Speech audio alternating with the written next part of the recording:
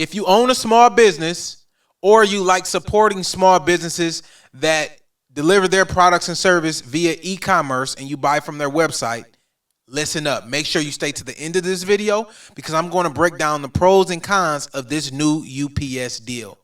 What's up, guys? My name is James Hill. I'm the founder and CEO of Black Millionaires, and I do a lot of my business via e-commerce online. So a lot of the companies that we promote, a lot of our clients, a lot of the companies that we have personally invested in, they do e-commerce. That is the new wave of the 2023 way of doing business. So if you're not doing business online and you're trying to start something and bootstrap it, I'm not sure what's your strategy, but it's not going to work. So UPS, one of the largest, if not the largest, mail and delivery services in the world. I believe it's the largest in the world. I'll have to do some research on that real quick while we're doing this video. But everybody knows UPS. The brown people that's running up and down the streets if you work at a job. I worked at this company called TQL, and the UPS guy used to come in with 10 boxes falling all up the stairs because he was delivering packages to everybody in that entire building. So in the heat, in this outfit, right? No AC. So the work conditions of a UPS driver is very tough. It's tough on your body. It's tough on your mental health. It's tough on your schedule. So they were threatening to strike. And if they strike, they're going to put a huge constraint on the entire e-commerce landscape. Now, the big billion-dollar companies, they got contracts. They going to get their packages. It's you and me who's going to be screwed if this company goes on strike. So this is why I wanted to break this down. So UPS has a tentative deal. Let me share this with you guys so you can see where I'm going from here. So UPS and Teamsters is a union, has reached a labor agreement to avoid a strike. So what is a union, right? If you guys have never worked in at a big company or warehouse or something like that, you probably don't know what a union is. A union is a third-party negotiator between the employees and the employer. So if you go back to this, if I go back to this photo here, so this guy is not about to be negotiating with the CEO of UPS. It's just not going to happen. He's not going to answer his call, his email. He's not going to get a chance. However, he pays $200 to $300. I'm not sure. It might be a little more. It might be a little less. I never actually worked at on a union. But I know a lot of people who do. And some of the people who worked on the union say they pay like $200-300 a month just to have the union negotiating for them in terms of their benefits, in terms of overtime, and in terms of fair treatment. So if they get fired or something, the union will come in and negotiate on their behalf to make sure there was no negligence going on. So this guy, or whatever young lady is around the world, is paying into a union so they can negotiate on their behalf. So their union in this case is called Teamsters. So UPS and Teamsters said the agreement have reached its tentative deal on a new contract. What that means is they got a temporary deal so they don't do a strike, but they're still trying to iron out some of the details, right? So this is not 100%, but they're probably like 75%, 80%, and then now they got to get to some of the details that doesn't really matter as much, right? The labor agreement is subject to a vote by more than 300,000 workers. Okay, this is for part-time and full. So let's check out the article. Teamster Union is representing about 340,000 workers. So that's more than half of the workers. So with UPS, they have about 500,000 employees globally. So Teamsters Union is representing about 340,000. So that's a lot, right? So this agreement is worth $30 billion. $30 billion with a B, right? So here's where what we want to pay attention to.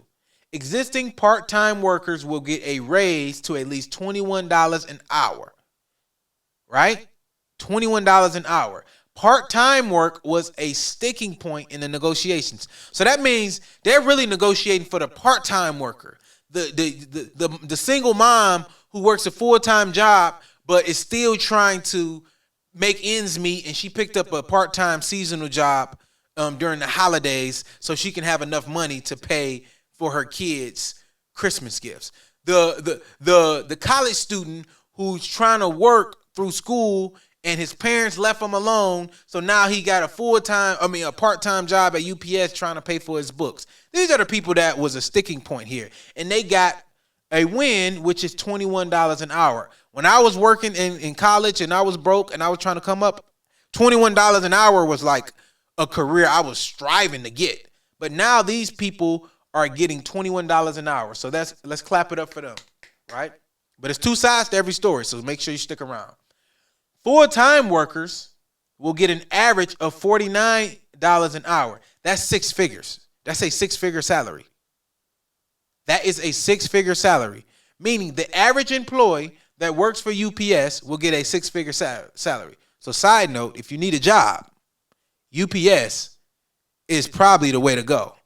Now, you better be able to get them packages and lift them boxes and drive, because that is a prerequisite for working at UPS. Okay, so current workers will get more than $2.75 more an hour this year, and $7 an hour more during the 5-year contract. So that means they're going to get raises over the next couple years, and they're going to get it's going to be $7 an hour more. Okay, so there's two sides to every situation. Let's clap it up. Let's clap it up for these workers who are going to get $49 an hour and $21 an hour.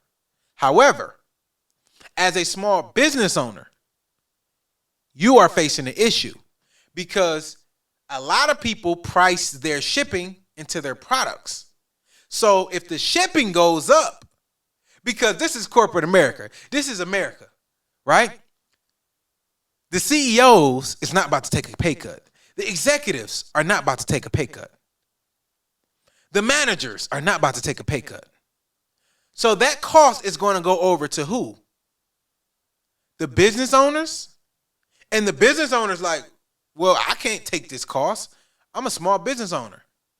So I'm going to put it on to the consumers. And the consumers are going to be the loser in this deal.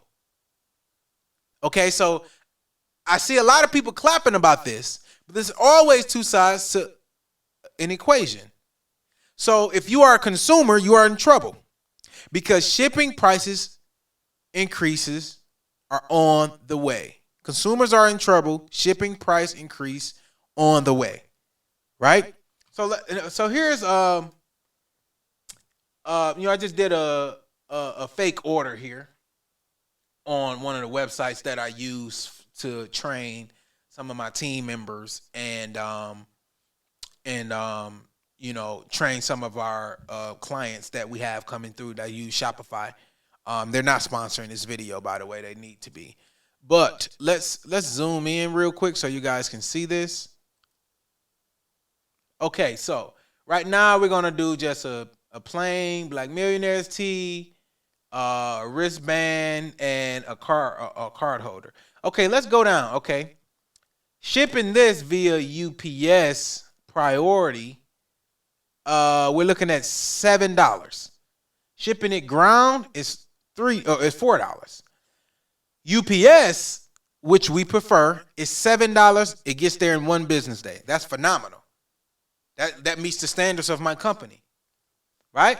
If we want next day air, this is $13. Now, mind you, this is a discount from Shopify. Where is that at?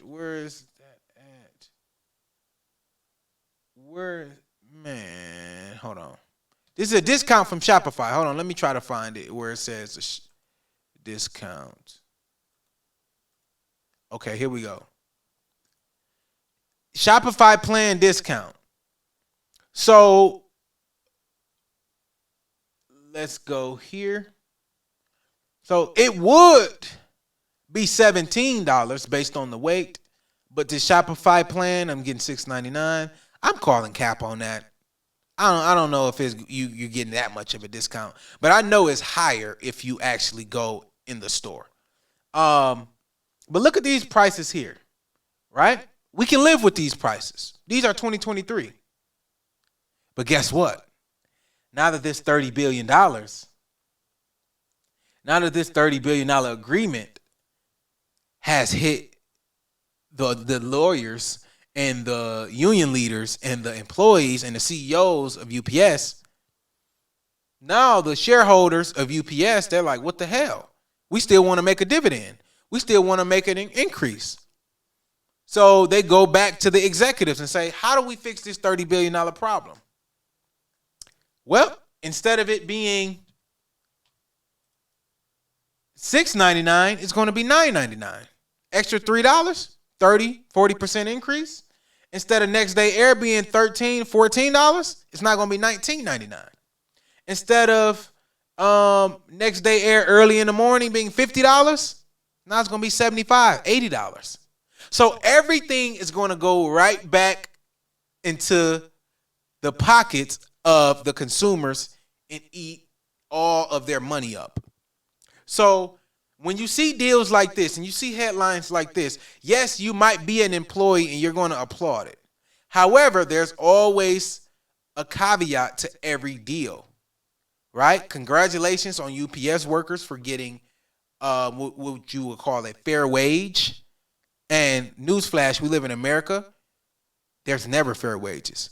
They're still underpaid at $49 an hour. You can't have a business like UPS and make all them billions and billions of dollars and not underpay somebody. This is just me. I've been in corporate America. I run a company. I understand how economics and business work. They're still underpaid, right? So for the people who are who are clapping for this, as a consumer, I hope you clap when you're paying $13, $14 an hour, $14 to ship something that used to cost you $7 or $8. When you're paying $22, $24 when it used to cost you $17, $18. So that cost is going over to you, right? So I hope you guys enjoyed this. Make sure you like, comment, and subscribe. There's two sides to every story. So when you read headlines like this and you're an employee and you're thinking, yes, they stuck it to the man. Really, they stuck it to you as a consumer because you're going to pay the cost for them to be the boss.